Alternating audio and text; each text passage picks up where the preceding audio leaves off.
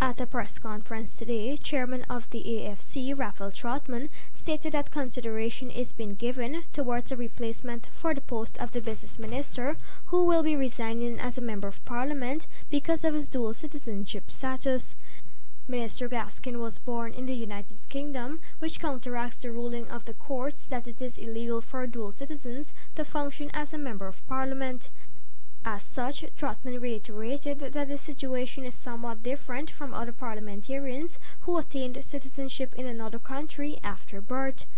Nonetheless, he said the AFC will comply with the requirement, and Donna Matu is one of the persons being considered. We are in the process of identifying a replacement who is suitable, and we are examining the various lists, and we will be making that announcement in due course. There are a number of persons who are eligible, Ms. Matu being one of them, and so yes, there's active consideration of appointing her.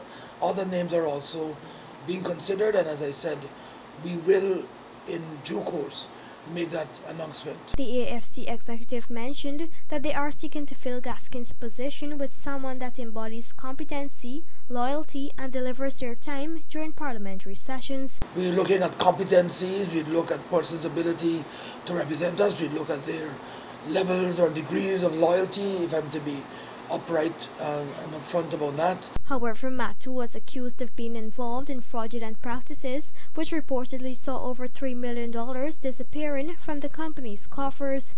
She was sent on administrative leave in 2017, and in March 2018 she was back on the job.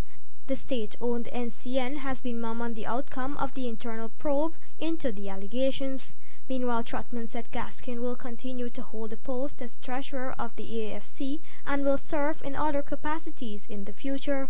However, going forward, he said the party will lobby for a change in the constitution so that persons with dual citizenship can serve as parliamentarians. It was a 2001 amendment that came about after the Herdmanson Accord slate of amendments, and we now have to take a second look at it because it is going to do damage. There are people who, especially now that we're going to go into oil production, we have brilliant engineers and scientists working at NASA, and working in Norway, and working in Canada, and others who can make a contribution. And I don't believe that the framers of the Constitution who sat, and I have to admit that I was one of them at the time, intended that we would lock the door on the diaspora. Rupa Sinarayan, The Evening News.